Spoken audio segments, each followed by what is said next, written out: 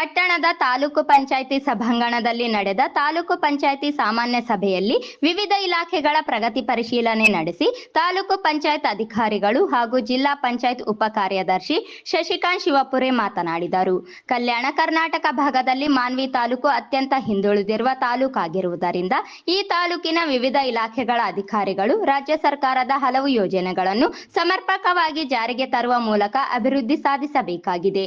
Taluk panchayat EO Khalid Ahmed ರವರಿಗೆ ತಾಲೂಕಿನ ಎಲ್ಲಾ ಗ್ರಾಮ ಪಂಚಾಯಿತಿಗಳಲ್ಲಿ ಕಡ್ಡಾಯವಾಗಿ ಬಯೋಮೆಟ್ರಿಕ್ ಹಾಜರಾತಿ ಅನ್ವಯವೇ ವೇತನ ಮಾಡಬೇಕು ಹಾಗೂ ಎಲ್ಲಾ ಗ್ರಾಮ ಪಂಚಾಯಿತಿಗಳು ಪ್ರತಿ ತಿಂಗಳು ತಮ್ಮ ವ್ಯಾಪ್ತಿಯ ಗ್ರಾಮಗಳಲ್ಲಿ ಕುಡಿಯುವ ನೀರಿನ ಮಾದರಿಗಳನ್ನು ಪರೀಕ್ಷೆಗೆ ಒಳಪಡಿಸಬೇಕು.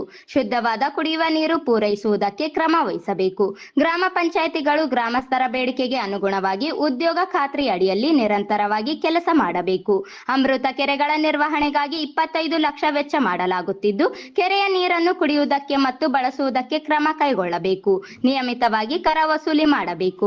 ಡೆಂಗ್ಯೂ ಹಾಗೂ ವಾಂತಿ ಭೇದಿ ಪ್ರಕರಣಗಳು ಬರದಂತೆ ಆರೋಗ್ಯ ಇಲಾಖೆಯೊಂದಿಗೆ ಕ್ರಮ ಕೈಗೊಳ್ಳಬೇಕು ಎಂದು ತಿಳಿಸಿದರು.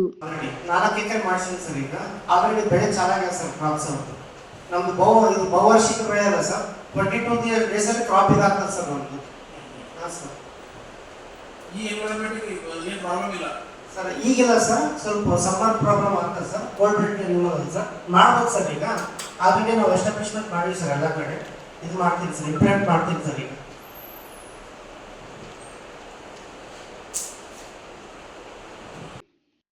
ತಾಲೂಕಿನ ಎಸ್ಎಸ್ಎಲ್ಸಿ ಹಾಗೂ ಪಿಯುಸಿ ವಾರ್ಷಿಕ ಪರೀಕ್ಷೆಗಳಲ್ಲಿ ಹೆಚ್ಚಿನ ಫಲಿತಾಂಶಕ್ಕಾಗಿ ಶಿಕ್ಷಣ ಇಲಾಖೆ ಸರ್ಕಾರದ ಮಾರ್ಗಸೂಚಿಯಂತೆ 20 ಅಂಶಗಳನ್ನು ಪರಿಣಾಮಕಾರಿಯಾಗಿ ಜಾರಿಗೆ ತರಬೇಕು.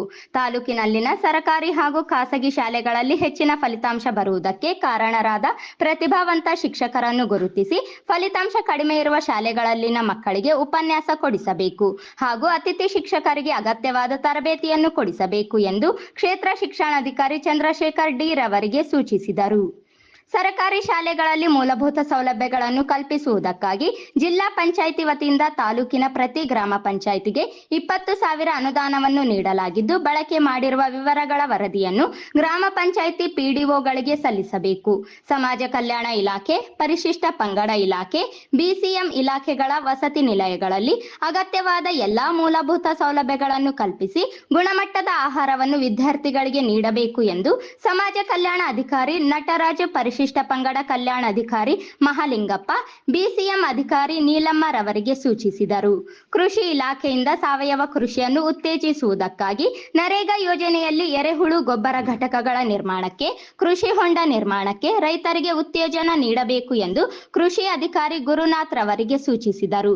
ಸಾಮಾಜಿಕ ಅರಣ್ಯ ಇಲಾಖೆಯಿಂದ ರಾಜಲಬಂಡ ಹಾಗೂ ಗೋರ್ಕಲ್ ಗ್ರಾಮಗಳಲ್ಲಿ ನೇಡು ತೋಪುಗಳನ್ನು ನಿರ್ಮಾಣ ಮಾಡಬೇಕು. ಪ್ರತಿ ವರ್ಷ 30,000 ಸಸಿಗಳನ್ನು ನೆಡುವುದಕ್ಕೆ ಕ್ರಮ ಕೈಗೊಳ್ಳುವಂತೆ ಸಾಮಾಜಿಕ ವಲಯ ಅರಣ್ಯ ಅಧಿಕಾರಿ ರಮೇಶ್ ರವರಿಗೆ ಸೂಚಿಸಿದರು. ಹಾಗೂ ತೋಟಗಾರಿಕೆ ಇಲಾಖೆ, ರೇಷ್ಮೆ ಇಲಾಖೆ, ಪಶುಸಂಗೋಪನೆ ಇಲಾಖೆ ಸೇರಿದಂತೆ ತಾಲೂಕಿನ ವಿವಿಧ ಇಲಾಖೆಗಳ ಪ್ರಗತಿ ಪರಿಶೀಲನೆ ನಡೆಸಿದರು.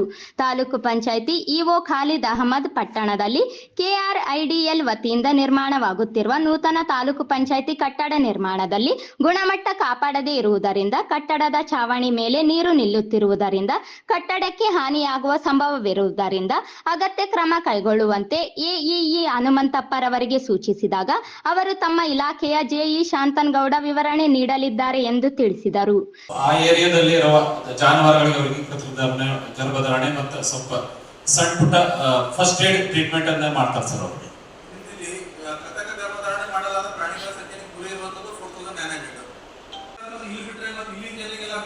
ಇಲ್ಲಿ ನಾನು ಮಾಡ್ತಾ ಇದ್ದೀನಿ ಸರ್, ಗೋರ್ಕಲ್ ಗಿರ್ಕಲ್ ಎಲ್ಲ ಅಡ್ಡಾಡಕತ್ತೀನಿ ಸರ್. ಒಂದು 7 ಜನ 8 ಜನ ರೈತರು ಬಂದಾರ ಸರ್ ಇಂಡಸ್ಟ್ರಿಯಲ್. ಆಲ್ರೆಡಿ ಅವ್ರಿಗೆ ಸಸಿ ವ್ಯವಸ್ಥೆ ಮಾಡ್ತಾ ಇದ್ದೀನಿ ಸರ್. ನಿಮಗೆ ನಮ್ಮ ಜನ ಬಹಳ ಚೆನ್ನಾಗಿದ್ದಾರೆ, ಮಾನ್ವಿ ಒಳಗೆ ಒಳ್ಳೆ ವರ್ಕ್ ಮಾಡಿದ್ರೆ ಅಂದ್ರೆ ನೀವಾಗಿರ್ಬೋದು. ನಮ್ಮ ಸರ್ ಇಲ್ಲಿ ಬೆಟ್ಟದೂರಲ್ಲಿ ಮಾಡಿಸಿದ್ದೀನಿ ಸರ್.